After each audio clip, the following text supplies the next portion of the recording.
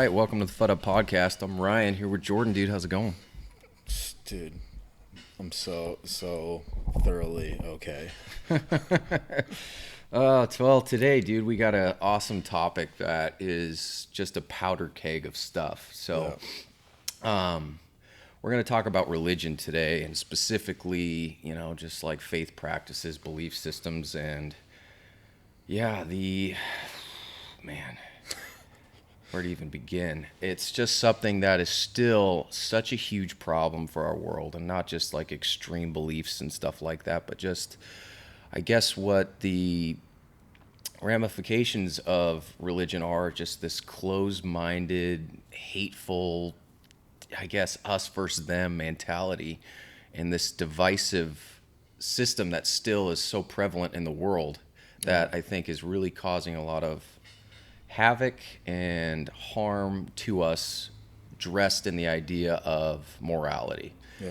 So I do think it's something that's really important to talk about, and it's also important to talk about with love and respect for the people that do believe in something. It's not like you want to come and just fucking tear apart whatever Yep. someone holds as the most dear, because this is why it's such a sensitive area, because whatever religious practice you have, it's just kind of your baby, right? It's the thing that you cherish about more than anything in this world. I mean, when it comes to someone's spirituality, it's sacred territory. It's what their temple is all about, right? Yeah. So I think that it's not a matter of just coming and talking to people about why they shouldn't believe, why their belief is a bunch of crap or anything else, or why they should believe, or either or. It's finding some middle ground so we can talk about something that needs to be talked about, because it is, it is something that I guess really weighs on my heart, coming from a religious background, and kind of what that can do to your journey in this life, dude. So, dude, I wanted to begin there with you. So when you think of religion and you think of this topic for today, what was some of those thoughts that came out of your mind, like the main idea when you think of religion and your experiences, the way things are right now? What is that? Yeah, well, that's a great question. The number one word that I think dominates my current perception of what religion is culturally, and just how I perceive it, is racism. Meaning, each religious or spiritual path has its own shade of skin, quote unquote, or its own melanin content, And I think in the same way, we have so brutally, ignorantly somehow figured out how to maintain racism as an idea of, this is how I should view people. Like, because of someone's skin color, because of where someone was born, their value is less or more than mine. Like, people still think those thoughts. It's terrifying. And I don't say that lightly. It's an incredibly real thing that is, I mean, people are dying because of that every day. Yeah. Because of the racism, because of melanin content in skin. Yeah. In the same exact way, I think religion is soul racism. When we see someone else going to a different church, or even a different avenue of the same religion, where it's like Baptist, Pentecostal, Presbyterian, all these things that are, in theory, studying the same book yet having incredibly different opinions of it. It's like the gangs in Mexico, of like different little subcategories of, well, you're from that town, and I'm part of this cartel gang, and this, it's like, yeah, we're all in a gang, but mine's more gooder, And in the same way, mega churches are on, selling holy water on television and infomercials. It is the same mindset of, the gangs all getting the same tattoos and being aligned with specific frames of thought. Instead of selling holy water, they're obviously selling cocaine, to the people to get them to buy their product. But I think religion is racism of the soul, and I think it is 100 million% plus 7 percent, it's rooted in fear. People are absolutely terrified of things they don't understand, and our minds and our souls are wired to cling to and protect to death the little itty bitty things that make us comfortable. The minute amount of stuff that we think is real, our little realities, anything that conflicts with that, it's like that is not allowed.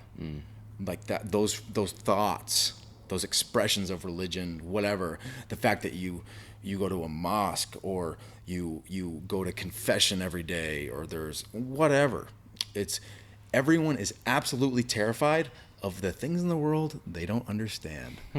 And and unfortunately, a lot of the fear, to an extent, is justified, because there is some horrific, violent, gruesome stuff being done in the name of specific religions. So there is a cause and effect of the soul racism, and it's almost like a seemingly irreversible level of fear that's been ignited amongst different religious groups, and what certain pieces of clothing could say about someone, whether it's like a Jew having their hat, or yarmulke. or a turban, or I mean all the different or just a obese white Southern man in a suit on a Sunday. You're like, that dude is terrifying, because he's going to go to a place and sing songs, and then the rest of the week he's going to just live a horrific life. So the Southern Bible Belt obese dude, his suit is as terrifying as some of those other things, because it symbolizes the same thing. Like I am pretending that I'm a part of I'm a part of a team that's going to win at the end of life, and we're going to have the championship, and that's an eternal life, and I'll do whatever I got to do to win. I gotcha. Well, I like that idea of racism of the soul. Yeah. I mean, it's well put. But when you think about religion, I think religion's such a hot word that even the religious people don't necessarily think they believe in a religion a lot of times. Absolutely. Because I think when you think of religion, you think of a dogmatic approach to truth. You think of, people who are very fundamental, and I think that a lot of people necessarily don't really feel like they fall into that category. It's really easy just to look at, the extreme versions of people, the people that are kind of a little crazy and off the rocker, right? And just say, like, those are religious people, right?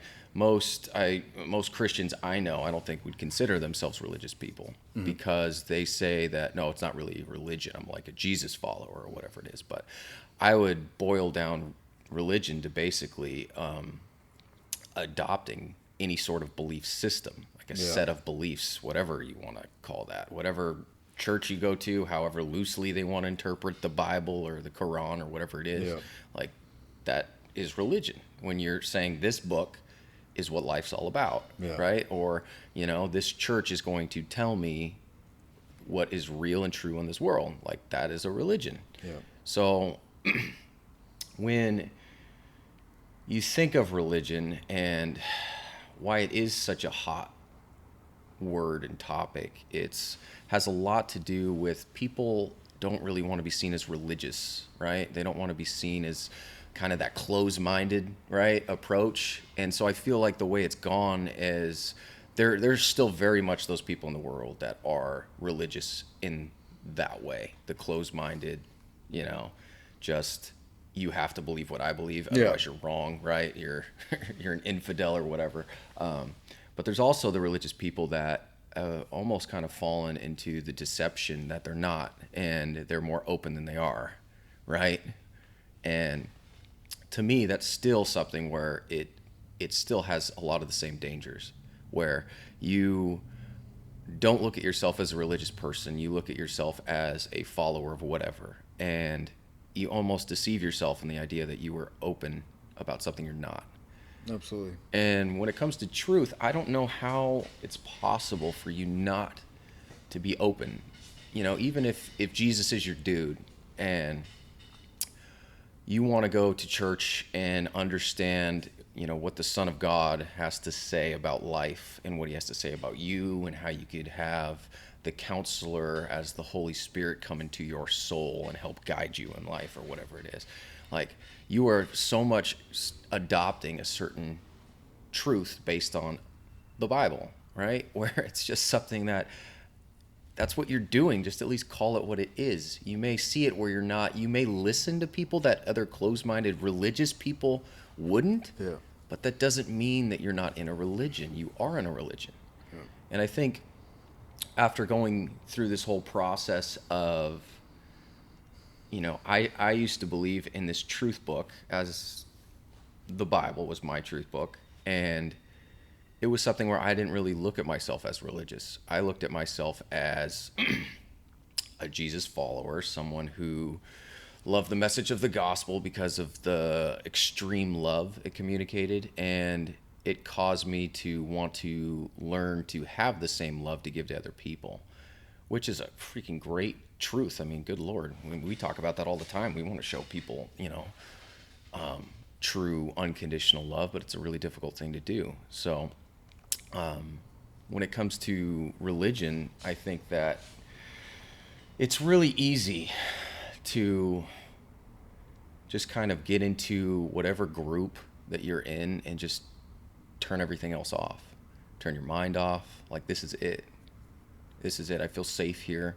I've tested it myself for whatever experience that you've had, or, and the next thing you know, you're in this group, right? Is what happens with religion. You kind of go from this individual to this group. Yeah. And the danger with that is that's how so many of these horrible things in life happen, is when you forget yourself as the individual, where your spiritual journey needs to be both. It doesn't need to be just one or just joining the group. I mean, that's what we talk about, like, where you're sitting there meditating and you're trying to wrestle with stuff and learn what God's trying to teach you, not what the pastor says God's trying to teach you, because you can't forget the individual piece of it. When you adopt a group mindset, that's when things get scary, because you've already accepted this is your safe area, right? And that's what happens when some pastors take advantage of people. It's because that little thing that God gave you to help check you when someone's BSing you, you've turned off. Yeah. So I think that's the danger when it comes to it, dude. It's like, just see religion for what it is. Religion is believing in something, taking a system and going with it. And to look at it and say, like, I'm not in a religion or something like that. Well, if you go to a church and it's based on something they're trying to teach you, yeah, you are in a religion. Yeah. And I think it's as simple as that. And it's when we try to make it I think when we try to make it more open-ended than it is, it gets us into dangerous territory, just like it does for the people who are extreme and closed-minded and actually are that religious person. You know what I mean? Absolutely. So, no, that's brilliant, man. I think if a specific religion or a church is, they have a draft and they're a team and they're scouting you out as a potential player on their team to help win the championship of life, and you get duped or you get manipulated into being like, yeah, this is going to be the team that's going to beat the potential loss of eternal damnation. I'm going to win. The danger of that is it preys upon, and because I want to talk about like the potential that's almost inevitable with getting in a religious group is it turns off the essential mechanical component of your soul and your mind. That is that if this switch turns off, you can say toodly doodly to your further continuance of growing and evolving. And that switch is, like you said, the intuition of perceiving whether or not there is truth within what is being said within this religious group. And why it's almost inevitable that switch of independent thought gets turned off is because when you become a part of that group, your broken childhood of the moments you weren't held and and nurtured, that infinite need to feel maternal and paternal love and connectedness that we have all had a loss of to some degree, probably in a first world country. We don't value touch. We don't value nurturing. Yeah. You know, in third world countries, ironically, it's like because of the lack of resources and the lack of just stuff going on, there's an incredible emphasis on connectedness and touch and nurturing and being familially connected. So, because of our first world problems, not being connected to a family, we get connected to a religious family. And the rate in which you can turn that thing off and say, I feel like you guys care about me. I feel connected. Honestly, you ask me to jump, and I will say, how high? Every time. And there is no longer an independent soul on a path to seeking enlightenment. It is oh, this is the brand? Okay, I'll wear the clothes. And I'll think all the other brands are bad. Yeah. So you have this sports-like mentality of, I only want to win life. And the problem of religion and the idea of winning there's not a more suffocating attribute of what should motivate your path to growing your mind.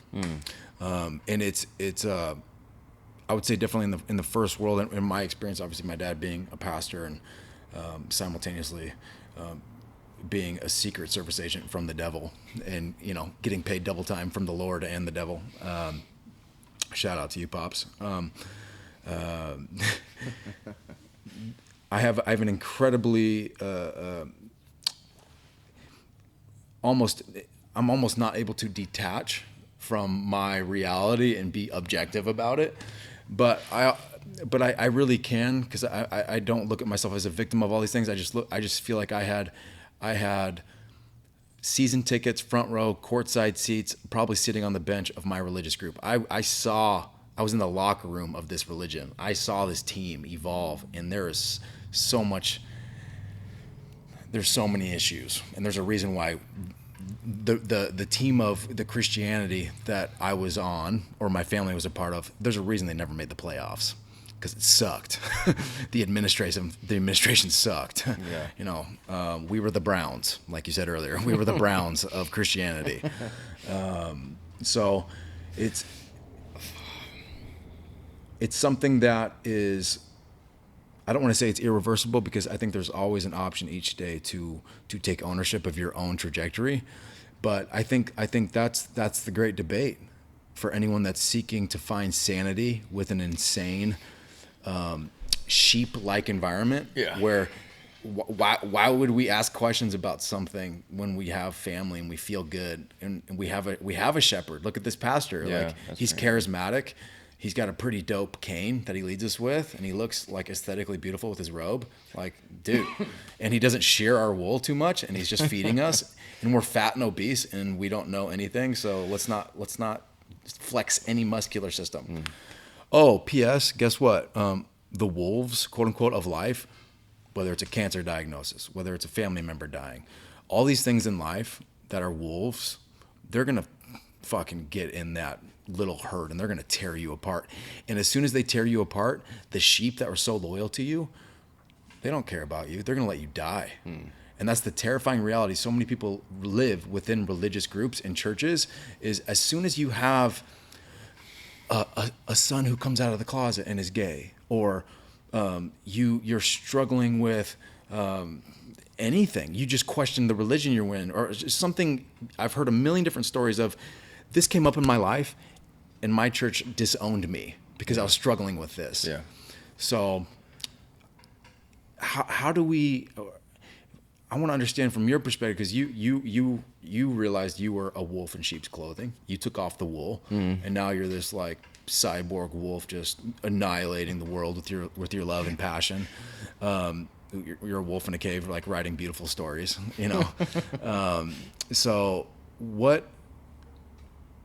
what have you done that is something tangible that if I was to ask you, like, dude, I'm stuck in this cult, quote unquote, of religious thought. Sure. And I know that if I have the courage to think my own thoughts and live my own life, I know I'll get disowned tomorrow. What were some of the things that allowed you to just sustain that and detach and not look at religion? I mean, you eloquently said and compassionately said, like, religion, like, is a beautiful thing. It's just misused and misrepresented, and Yeah. it's been morphed into this like nuclear waste. So, how did you detach from that yourself, and how could someone sustainably like have an action step to Sure. take off the wool and survive in the wild by themselves? Yeah.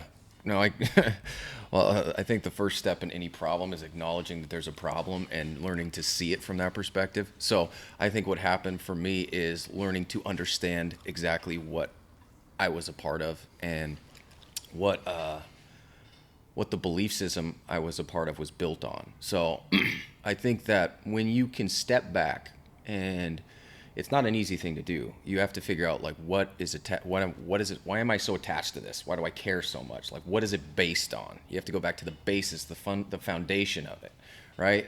That's why I like when Jameson and I talk, he wants to talk about deconstruction all the time, but I don't think like deconstruction's a word that people talk about a lot in faith right now, because it's just like, oh, you know, I deconstructed my faith and I reconstructed my faith. Where it's like, no, but like deconstruction to me is like what a person who is spiritual has to do. You have to go back to understand the basis of what it's built on. So I think like what you're talking about, like that nuclear sewage based belief system is built on is so much fear, and it's this quest for certainty. We all want that so bad. We don't realize that, like, and we talked about this before, that when it comes to spirituality, we want certainty so bad. It's the drug of choice. It's something that we do not want to question God and I guess the meaning of life and all of the above when it comes to that. So it's awesome, I guess, for the person who can go to a church and have all that clarified for them. Right? You get to go, and that pastor's so secure. He seems like such a great dude. Like, man, I talked to him. He really cares. You know, listen to his testimony, man. He was a drug addict. Good Lord, he almost murdered that guy. Can you like believe what he's come from? Right? And it's like, so that's your basis of belief is based on the power of someone's life being able to Charisma. change. Yeah, and the charisma that person has when you're talking to them. It's like, so that's it for you. And I think that's the important part, is that to one, you have to acknowledge the fact that like your soul craves certainty in certain areas in life. You do. We want that. We want to know like what's going on and like have that security in life. And then two, to realize that when it comes to belief systems and religions, that they all have something to offer. They have so much truth in every book. I don't care Yeah. what book you pick up. Yeah. And when you can acknowledge that, then you're going to ask yourself, okay, so why do I believe that this trumps the other truths? Or like, what is anchoring me to this? And a lot of people just don't get that far, because for them, the truth in their face that's there is all they need, right? It's enough. Yep. Like, this is good enough. Superficial feeling. Yeah, and it's just, I guess the reason you should care is because if you don't understand what the basis of your faith is built on, then it's just going to keep you from being a whole person. You could still be a great person. You could still be someone who is able to love and have this moral life, but you're not going to be the person who is completely whole. Because let's say your faith is built on fear. You're scared to death at the end of life. Yeah. If your basis for your faith is built on the fear of death, then it's built on something that's really shallow. Yeah. You don't have depth as a person. You've picked a spiritual life insurance policy. Literally. Yeah. And it's a really crappy way to find truth. The way I feel like you want to find truth is be bold enough to ask these deep questions of your soul and not just like turn your mind off. You know, when you look at it and you ask yourself, who am I? And it's trying to understand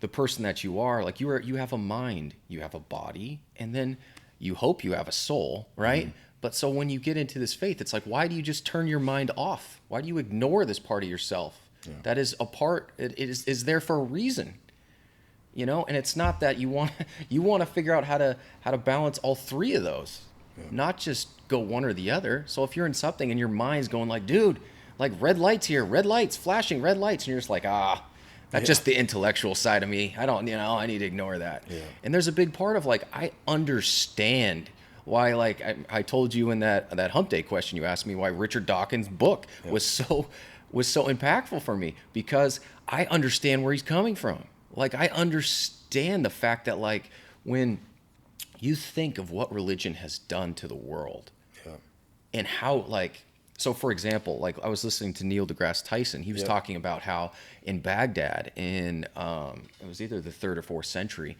was like the scientific center of the world. Like if you look at so many of like our algebraic equations and how like the names for the stars, they're all based on coming from that part of the world. Wow. And what happened was, as soon as the religious practice of the day stepped in that part of the world, it stopped everything. You had religious teachers come and say, this stuff's of the devil. We're not doing it anymore. Yeah. So everybody just forgot and just moved on. Yeah. You think of how far we could be right now. Oh, yeah. With that, right? So I get that Light part years. of it. Like I get that's a serious part of it. And it has to do, I don't necessarily blame religion as much as I blame ourselves and our quest for certainty that gets in the way of it. Like we just want that so wholeheartedly. We want to know who God is. And so when someone steps in front of us and makes us feel something, some truth, then we crave it so wholeheartedly that we jump on board to whatever spiritual life insurance that dude's selling. Yeah. And you have to be able to acknowledge that part of yourself. Like that's what you want to do. Yeah. So to go back to your question, dude, that's a big part of it, is to understand who you are, the needs that you have, and the craving that's in there, just like a magnetic pull, right, towards that thing. Yeah. And some people just don't understand who they are at such a deep level that they don't understand that they're going to church trying to meet this need in this kind of tweaked way. Yeah. And next thing you know, you're believing in whatever you're believing based on this jacked up need system that you don't even understand. Yeah. So I think a big part of like understanding why we get into religion and how we can get to a place where you can leave it is learning to understand the way you're wired and what your needs are. Yeah. It's not an easy thing to do. So for me, it did take a aha awakening place of like, man, I don't even really know what's going on with me, and being bold enough to ask that question, and not just to ask it, but to go into it, taking the red pill, saying like, here we go, right? And it's just, it's something that I guess I don't want to, I don't want to ruin other people's faith. Not at all. Right? I don't want someone to, that's why if someone wants to talk to me about what they believe in, I show them complete love and respect for what they believe. Yeah. And it's not that I just want to be like, oh, that person's deceived or whatever else. Like, no, they believe in what they believe wholeheartedly. Yeah. But it's just, it's a thing where like, I do want to encourage the people that have it on their mind and on their hearts to push through, to not just, give in to that quest for certainty in whatever religion they've found comfortable. Yeah. You know what I mean? Yeah. So I don't want to keep rambling on. No, but you're building the bridge to, really defining for people how to intrinsically diagnose whether or not they're on a path that's going to facilitate satiating that appetite of wanting to know that I'm connected to a path of purpose, religiously, spiritually. And the appetite as a metaphor for me is actually, ironically, like how I self-diagnose all areas of my life. Because when I look in the mirror, metaphorically, I see a skin suit that is housing a soul, a spiritual soul that has a series of appetites that I'm trying to satiate every day. And it is in the same way I can maintain a specific diet and exercise regime to maintain my skin suit for as long as I can, house this spiritual thing within the skin suit. I apply the same principles to my sexual appetites, my mental appetites, my relational friendship appetites, my vocational occupational appetites, to feel like my work is being satiated. So when I see the spiritual side of who I am, I like yourself, I had to get to that point of being courageous enough to be like, what I'm eating, what I'm nourishing myself in my religious environment, and where what I am exposed to religiously, like I'm eating the plastic Thanksgiving food on the display at the mall of the table dining set, and that's what they're trying to sell, and it looks amazing, but it tastes like imported Chinese plastic, which depends on what you're into, but it's what's sad about most religious appetites being satiated, if they are or are not, is I think at best we are trying to satiate an appetite. We are starving for that control element of the unknown, of the afterlife. We are starving to know what we will never know until we are dead. Mm-hmm. And we settle, especially in the first world, we settle with satiating our appetite with not even that, like that Macy's display of the Thanksgiving food. Like, we just show up and there's a room full of people who have a bunch of scratch and sniff stickers of food, and we're like, isn't this amazing? Aren't you full now? Yeah. Oh, do you want to smell my black licorice? Well, no, actually. I'm waiting to see if someone's got some cherry, And we create a bunch of noise in an auditorium, and we create all these feelings that are feely-wheely, and they feel so... The feelings are so intense, whether it's through, like you said earlier, the worship music, whether it's through, like, literally, perfect example, the last church I attended, and before I pulled the plug on, like, I can't even be a part of this reality anymore, is they allotted for, in their budget, through the tithing, they said, we need to buy an $8,000, it looked like an aquarium, like a fish tank, to surround the drums, to create a more balanced sound distribution from our band.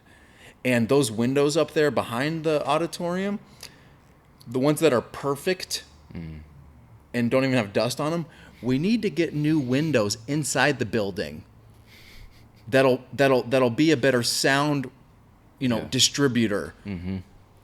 And everyone's like, oh, absolutely. I couldn't agree more. Yeah. Oh, totally.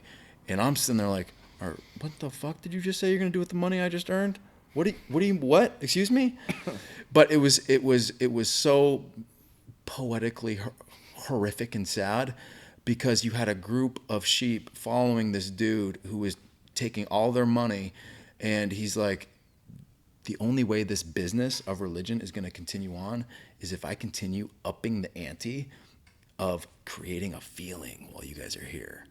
And like you said, very poetically, like, church has become like a song sandwich, with like, some like tofu synthetic beef in the middle of a sermon. Yeah. But on both sides of it, it's so surgically on purpose with creating a feeling. When you get there, you need a feeling of, oh yeah, my life isn't horrifically depressing, and there's people here that know me, but they don't. Let's sing these songs to a God that never writes back. Let's talk to him, and maybe he'll talk to us this morning. Are you there? And we're all, quietly sucking our thumbs in our hearts, knowing that we don't feel connected to God, but this song's dope. Okay, here's some truth from a pastor. Let's hear. I want to feel that feeling again before I leave, before I have to go live my life. Yeah. So, honestly, I don't even know what the hell I just said. But the point being is, like, it's so dangerous if we're not being honest about whether or not our soul is being nourished through the way we're feeding it, and trying to satiate the appetite of trying to control something that has never been our job or responsibility to control. How are you doing that? You're dining on the Denny's of religious food. And there's a reason why that grand slam at Denny's isn't hitting and nourishing your soul. Yeah, that's a good way to put it. But I think like what I was saying earlier too is like you think of church, and yeah, there is this musical awesome component to it anymore now, where I feel like you go to churches and so much of the worship has become so much more concert-esque, where it's you got the full bands, dude. You got like this hypnotic music, and it puts you in this sensationalized place, right? Where you're just like, oh, you're like hypnotized, right? And then in comes the sermon, and the pastor does a great job a lot of times, as the churches I've been to, where they hit on a truth that is important, and it resonates. Like, it's not just a bunch of BS. Like, there is real wholehearted truth and things that you could take away from any church service. I mean, that's what I told my wife when I went. Like, I don't have a problem going to like certain kinds of churches, because I could always get something from it, right? I could always relate to what the pastor's saying and like walk away with something. You could always get something out of it. I don't have a problem with that. The problem I have is, I guess, what goes on in the bigger picture, and that's the problem. When I sit there, I can't stomach it that well, because I don't like the idea of just like, being sensationalized, getting spoon-fed some truth, and then having that packaged with another song, kind of packing it in there. Here's some stuff to help you feel good as you walk out the door too, and then you're off going on your own, right? And then once that wears off, you're waiting for your small group, or you're doing your own Bible study, and it's just like that constant little drip of truth to keep you going. Yep. And to me, it's just like I don't really feel like that's a healthy way to go about finding truth and spirituality. And it's hard, dude, because it's not like there's this clear-cut way of finding truth. I think it was actually, I was going to read a quote. The Dalai Lama says, "This is my simple religion. There is no need for temples, no need for complicated philosophy. Our own brain, our own heart is our temple. The philosophy is kindness." Or something like that, to me, is so simple. And, Gangster. where it's something where I feel like that's where life constantly shows you, is that so much stuff that you think is so complicated, underneath it all, it just has this simple philosophy behind it. And I think that's the hard part with religion and church sometimes, is that it makes it so complicated, and there's just so many things where you feel like, man, I must not be connected to this. My relationship with God must not be good. And it's just this constant, what am I not doing? I'm not doing good enough here. Like, and it's just that feeling of not being enough all the time. And that's probably one of the most harmful feelings we have in life. Like, I forget which author and counselor it was, but she was talking about, she like sums up the 30 years of her work with basically the idea of like so many of the people she helped counsel come in with this idea of not being enough. Like, that is the human experience of just, I am not enough as I am. And that's what starts so many of our problems. This idea of not being enough. Like, what am I not doing to be whole, right? And whether it's coming to church and having that spiritual experience of feeling like you're not enough, or other areas in life, I feel like that is the fundamental part of us. Is, why do you not feel like you're not enough? Like, what do you have to do? Like, is walking in the door to a church where they make you feel like you go this path, then you're enough, right? But like what the Dalai Lama's saying here is just like, it's almost like the philosophy's so simple. You could just be there and just be and just learn, like, just wrestling and meditating that like you are enough. There's like nothing you need to do or anything else. Like, you're enough as you are right now. Yeah. And then working from that. If you're a drug addict, it's hard to say that. You look at your life as dysfunctional and broken, and to say that you're enough sounds like a ridiculous thing to say. How Absolutely. can I ever say that, right? Yeah. And that's why religion can creep its way in there. It's like, hey man, this is how I fix you. This is how you become enough. Yeah. Right? And I don't know. I feel like that's probably one of the most harmful things behind it is this idea that you're not. Yeah. Because what if you are? Yeah. What if you're enough and like it's because you don't feel like you are and you have to find something that is the reason for all your problems. Yeah. So it's just it is a tough thing when you think of religion and people's anchor to it because it's so and this is where maybe you and I disagree, but I do feel Yeah. like it's so well intentioned for the person in there because the person who heard a testimony or picked up a Bible and read something that Jesus said and they walked to like they're thinking like this is it, right? Yeah. This is the path. This is what's I'm going for it. Yeah. And it may very well be, but it's just like I think it's rooted in really good intentions by the person of them trying to figure life out, truth out. But I think a lot of it is just done in ignorance, and it's a more of trying to understand the basis for whatever is pulling you in there. Yeah. Yeah. Well, I think, yeah, and we very well could. I'm probably definitely the more pessimistic of both of us. I'll carry that torch. But that has come with a great deal of being uncomfortably honest about, first and foremost, my intentions being well or not. And unfortunately, the more honest I've gotten about asking what my intentions were about going and seeking and trying to absorb truth or be in religious groups back in the day or just trying to find meaning and purpose, was there a superficial like lure that was pulling me along of there is a divine like part of purity of me just seeking to find God. But what I would say for most people, the well-intentioned, and I only say this from my own experience, so shame on me. Like I don't know anyone else's path and I'm not living their life, so I don't know their intentions fully.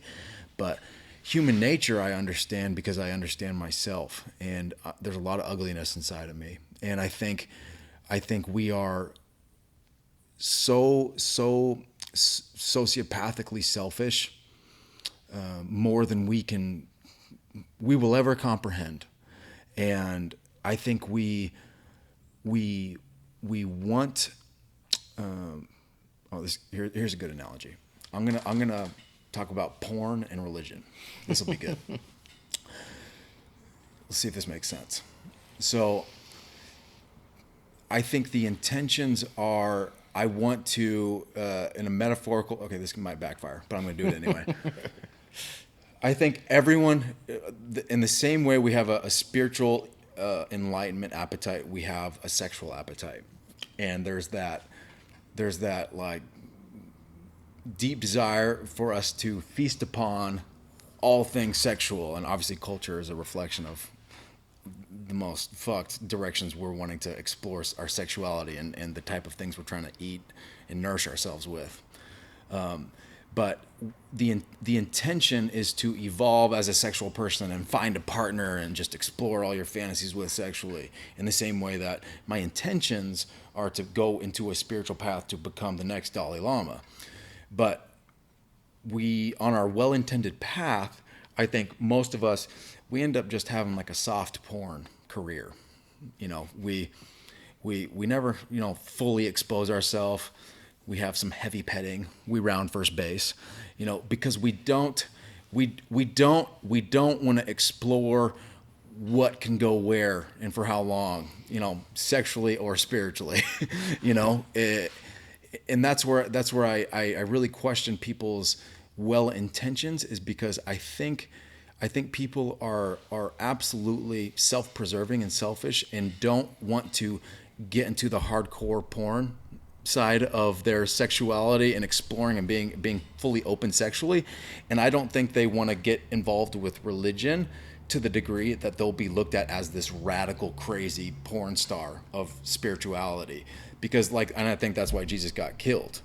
Because the dude was into the most hardcore of porn, of religious spiritual paths. Like, he fully knew he was like the top of the porn industry, like the greatest sexual god Yeah. of, and he knew and believed who he was as a spiritual being, and he was murdered because of his self-belief and his enlightenment.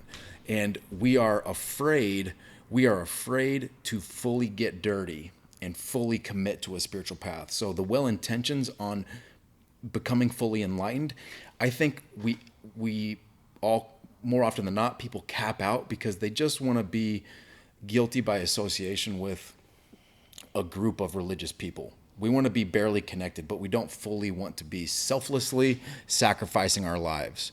So that's where I have a hard time with the well intentions is I think most people want to do just enough to be associated with a path that's quote unquote right. So, and everything I just said stems from a mirror of my own truth of knowing how much of a piece of shit I am inside on my path to seeking enlightenment and seeking spiritual truth. I've had so much well intention, but I've had so many moments where I'm like, I'm making it about me. I'm not making it about how am I evolving to become love and give love. I'm making it about, am I getting or not getting the love that I want in my life? You know? Yeah. So it's a very abstract compare and contrast. But the point being is our intentions to seek enlightenment are typically selfish because we want to feel gooder. And if you look at the parallels of a lot of religious paths, a lot of it, enlightenment stems from letting go of desire and giving of yourself fully for the benefit of others. And if people are honest, and this is my debate with well intentions, if people are honest, they don't give a fuck about anyone but themselves. And they'll say and do whatever they gotta do to juggle to be perceived as this person who is spiritual. Yeah. But they don't want to do it to where they actually have to start sacrificing. Well, I think it really does hit on, dude, where I think a big part of what I took from the end of what you just said is spiritual maturity, because I think that a big part of why we can be so selfish is because we're so spiritually immature. Totally. I mean, the beauty of being a dad and getting to raise two young boys right now is you get to see life from a different perspective constantly, and it's really awesome. But like, as I watch my two sons, I look at, as they're growing and they're learning, and it's just such a really awesome experience to get to witness. I watch as, their immaturity is just so present sometimes, where they lose their mind over something so ridiculous, right? And I think when it comes spiritually, so many of us never progress past that child stage. Totally. So it's like when you're talking about like why you're so selfishly focused is because you are this spiritual child. Yeah. And I think that you have to look at it that way, and you have to learn to see, am I a spiritual child? Like for me in seminary was the aha moment of, holy crap, I am. I thought I was some spiritual teacher when I'm a spiritual child. Yeah. And I am looking at it through this lens of what's selfish for me, and and not realizing that I was afraid to tap into what I really didn't know. And a part of maturity is understanding that of admitting how much you don't know. And especially when it comes to religion and faith, that is a big, big, big, big world. And as long as I stay in this place of like, oh man, I got it figured out, it's the same thing I watch my kids do. Yeah. When they don't. And then you just have to be willing to wrestle with that cold, hard truth of you don't. Yeah. If you believe in something like, and you've walked into it because your parents believe it and everything else, like it's something that could be built on this really immature, shallow faith. And I realized for me, that's exactly what it was. And once I saw that, I think it was impossible for me not to want to figure out, how do I mature in this area? Because otherwise it is just this completely immature, selfish, spiritual game. And it's like, I don't want to be that person. I don't want to be that person who is just a immature, spiritually weak person. And that's what I was. And I'm not saying that other people, that's for each person has to Yep. judge their own journey. Absolutely. And I realized for me that it was, and mine was so much tied to, it was my family's faith. It was something I wrestled with, but it was always wrestling inside the bubble. Yep. And then once the questions started coming and stuff like that, and I stepped out of that bubble, I realized how immature I was and how much I needed to grow. And it took a really difficult process because, dude, you get like, you're angry, you have to grieve it, to go through Yeah. all those stages of it to come through the other side of being able to even walk a spiritual path. So when it comes to religion, I have so much empathy towards people Absolutely. who go to church, who are doing anything to try to progress spiritually, because Absolutely. the reality is, it's like, I can only judge my own journey. Yep. And I don't want to judge other people's journey, but the thing I do want to encourage is to look at yourself and understand, like, to help yourself understand, like, why do I believe what I believe? Don't be afraid of the why question. Yep. Don't be afraid to see yourself as you are at this moment. Don't try to convince yourself of anything. Just try to be real and honest. Honesty is the key part when it comes to faith, because if you're not honest with yourself, it's not like you can deceive yourself. You know that in your heart. Yeah. I wasn't being honest, and it finally came, and I was able to step into the fact that I wasn't really being honest with myself. Yeah. And that's a really hard truth to wrestle with, but it's something that I'm so incredibly thankful for now, and it's something I really feel like we need to do when it comes to religion itself. Is just understand, like, what is it rooted in? Because if we don't, it's so easy just to get in that place of judging other people. Yeah. And it's not like you're intentionally judging other people, but like, if you have enough faith where you're willing to fly a plane into the side of a building. Yep. To kill people, you've judged the people you're killing and what you're doing. Yep. It's just a part of the faith that you're in. You have, and it's a really ugly side of it. Yeah. Right? But what if that faith that you're in, or that religion you're in, is just built on this fear, and it's just this toxic thing that we don't want in our world. Yeah. Like, believe what you want, but at least do it honestly. Yeah. I don't care what book you pick. Everyone can have a different path. I don't care. But the difference is, just don't fool yourself. Like, wrestle with these things. Don't just believe in something because it feels good. Yeah. Seek some maturity. That's what a kid does. And be willing to acknowledge the fact when you are immature. That's the only thing that's ever going to help change, is when you can say to yourself, man, maybe I am spiritually immature. Yeah. Maybe I'm believing it because it feels good. Maybe I believe in it because that song service made me feel so. Like, whatever it is. Like, what's the basis of it? Don't be scared of it. There's nothing to be scared of. Yeah. I'll tell you on the other side of it. That's how I feel. There's nothing to be scared of. Absolutely. What I'm curious about is religion. Religion is the ultimate, like, emotional pimp. Like, it distributes the thing that gives us life on the other side of death. Like, it is, and I say pimp specifically because there is a really ugly side to the whoring out of ideas and what it does to people, and the enslavement of the dependence on, well, I need the pimp in order to live, and that's what the pastor does. It's the pimp of truth. I get these people in, and I suck them in, and I prevent them from thinking that they can have independent thoughts separate from what I tell them to think. Yeah. And I have infinite compassion for people who are lost in that fear-based obligation to a specific set of thoughts.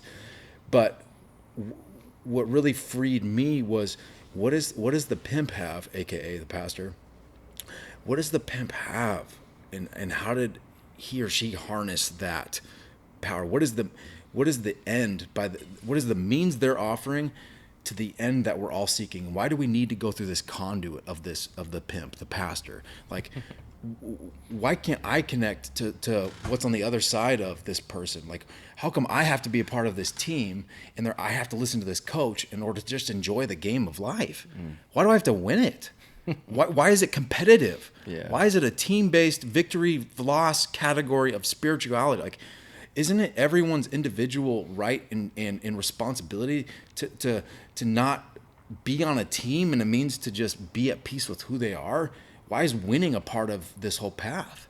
And what really freed me was realizing the end I'm trying to create and the means in which religion facilitated for me suffocated me so thoroughly. And there was so much plastic, synthetic, hypocrisy, like just bananasness growing up with this like bipolar pastor father and in the mental abuse and just this man was on God's payroll and made me hate myself so much that I slowly killed myself physically, not metaphorically.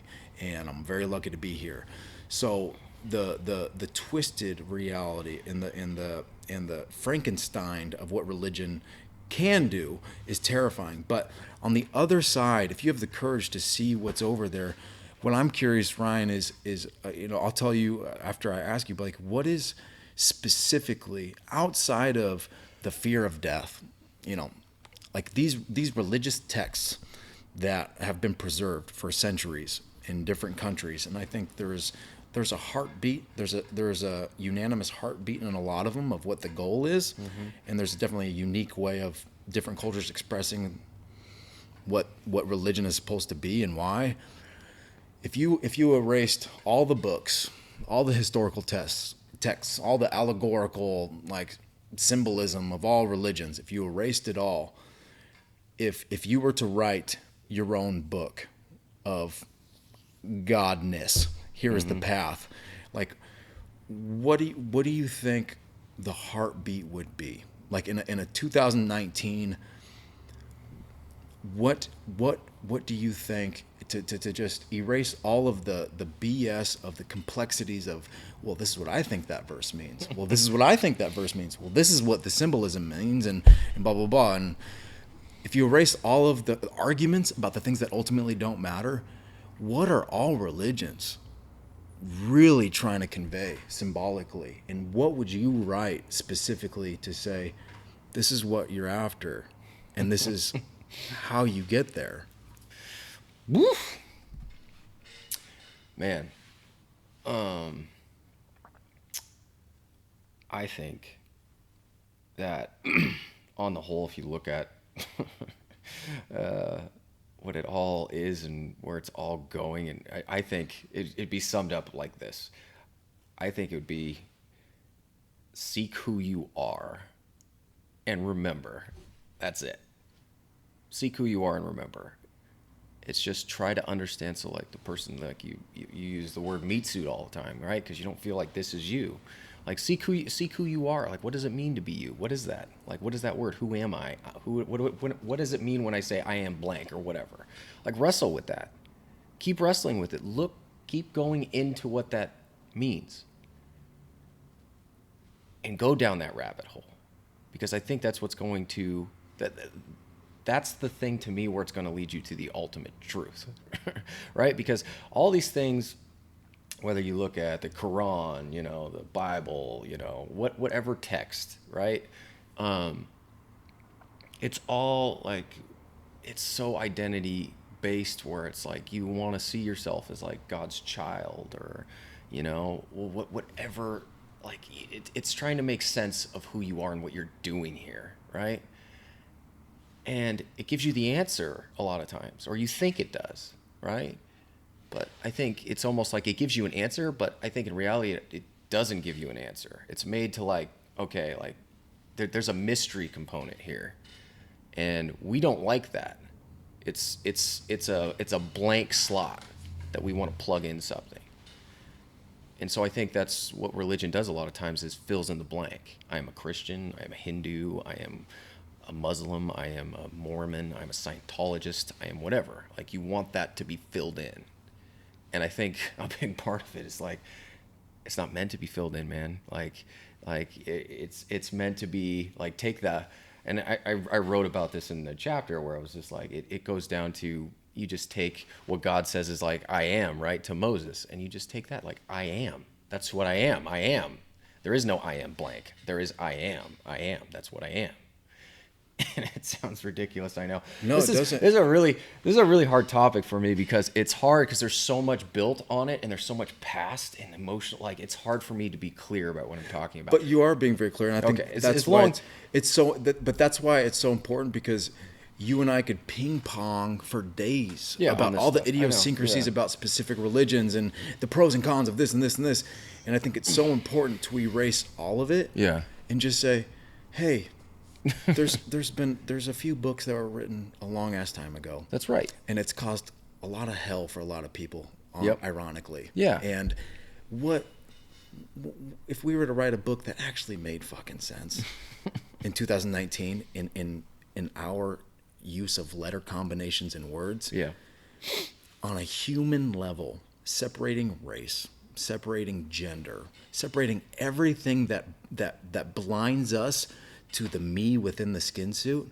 What is the me within the skin suit really needing to read? What scripture? What is that? That will, because ultimately a scripture is a guidebook to navigating a path. Where's the end goal? What is at the end of the rainbow of life that we're trying to get to? We want to slip and slide of happiness in life, right? What would be in the slip and slide of happiness rainbow Sure. book? But think about it, right? Where does every religious book come from? It comes from somebody writing it down. Where did they get it Exactly. from?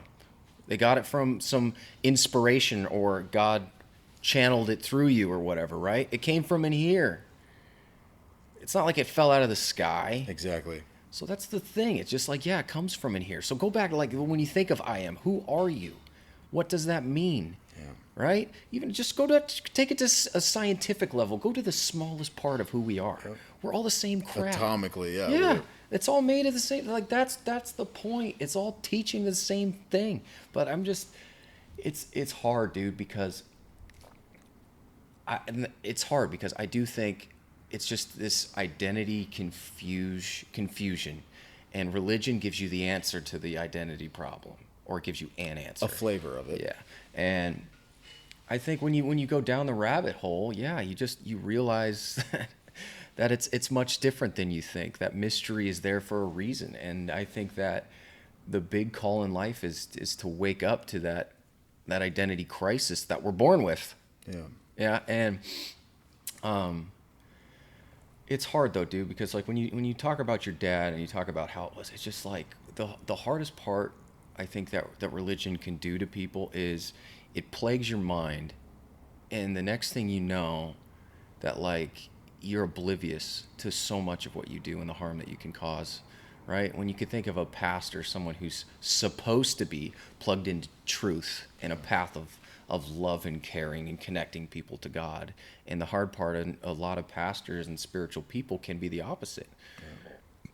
And I feel like it has a lot to do with the fact that like you've answered that I am question however you've chosen, and next thing you know, you think you know, and you're caught in this place of like, I have to show people the way or whatever, right? And then it makes you oblivious to your own way. You don't even realize the devastation you caused in your own home. Yeah. Right? I'm gonna go do God's work. Oh, but my family's so dysfunctional. I'm gonna ignore that. I'm doing God's work. Yeah. It's like, no, dude, like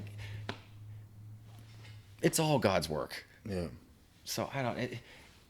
This is though, man. It's probably the hardest topic for me to talk about, where I am sitting here talking to you, and it's just like floods of emotions. Yeah. Just so many thoughts just peppering me, right? Yeah, of course. And it's just because there's so much wrapped in it because of coming from where we've come from. Yeah. In this religious background where it was just so clear what you needed to do. Yeah. And then to be sitting here now where it's not clear. Yeah. It's weird. It's weird because you're just talking about it this way. There's just so much history, and there's so much, I guess, just woundedness that I feel like I've really had to work through to heal, in order to get to a place where I can understand and love and care Yeah. the religious person. And because it is something that it could be so easy to just be hateful and bitter, Yeah. and look at it or just anyway. Yeah. Well, no, I get it, man. It's a neurological roller coaster you feel like you'll never get off of, with like all the different ways your life has facilitated a perspective of what religion is, and it's so chaotic. It's like, how do you get to that point in the roller coaster in your mind where you're just, in a beautiful way, the roller coaster stops and it shuts down, and it just simultaneously is the most beautiful sunset in the world in front of you, and you're just there by yourself, and you're just like, sweet Jesus, it's been 32, 33 years of horrific ups and downs and throwing up because of this part of the roller coaster emotionally, and you just get to this point where, and I asked you specifically, like, for the specific reason of wanting to almost not even talk about all of the pros and cons and theories and theology and all the chaos, because it's trying to bake a beautiful confetti birthday cake out of just different forms of animal feces. and the confetti is just the different food they ate in the cake, but it's poop, and poop should not be birthday cake. So that's what it feels like. So anyways, back to the roller coaster and the sunset. That's what I think is so important about discussing religion, is to say, how the hell do we just get to that point where we can choose to be calm and be still and just say, I'm alive? Has there been a stupid, messed up, like, this is like Disney's like identical twin who was like locked in the basement as a child, like the Disney that never got to come out and like express himself creatively, like that bastard snuck out of the basement and created a theme park, and I'm riding the roller coaster of hate that this like disowned Disney kid made. Like, that's what life feels like for so many of us. Yeah. And what I've realized is I can choose to just sit at the top of my life roller coaster and just breathe and look at the sunset. And what does that mean for me religiously? I can look at the context of the worst part of my roller coaster that distorted my perspective of religion, or any desire of even wanting to think about thoughts of religious thoughts. The source of that is obviously my father, the pastor, and the igniter of all the sadness inside of me.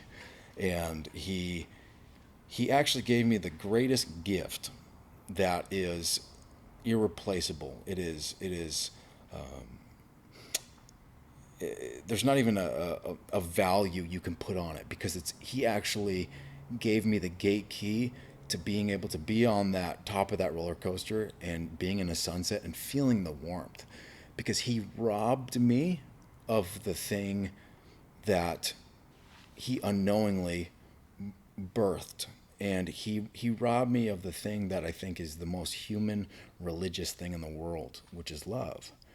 And to be human, fully human, is to exist within an emotional atmosphere of love, whether it's intrinsically or with another person, to connect to another human and to feel known by, and to be expressed from another person that you are fucking valuable, you're beautiful in every sense of the word, and I value you as a human being. Mm-hmm. He robbed me of the idea that I would ever receive that from someone. But what he gifted me is by not even giving me a crumb of that appetite I was starving for love. He didn't give me a crumb. He ignited a starvation within me to go seek out a buffet of where's the chef, who's God, who is the creator of this thing I'm starving for, mm-hmm. and how do I attain it, create it, and be in that place, and just nonstop buffet of it. So thanks, Pops. But in all seriousness, and what that's done, and what in the moments I have at the top of that roller coaster, and this is really important, is I feel a sense of hope that someday, and I don't even know if my dad's alive. He was so unhealthy physically and mentally, emotionally. I am at a place where maybe I could hope that someday I could be so at peace with who I am and everything I've gone through and everything that is, and letting go of the control that I need to co-create with the bastard son of Disney, the future roller coaster. I need it to be better than it was. That I've let go of it needing to be something different. And I'm actually in a place of realizing, like, to be fully human, to be fully religious, fully spiritual, is to just be in a place of accepting where I am today. And I've done that to the point where I have like a fragment of hope that maybe I can be so at peace with who I am and why everything happened the way it did, that maybe I can go offer that to my father.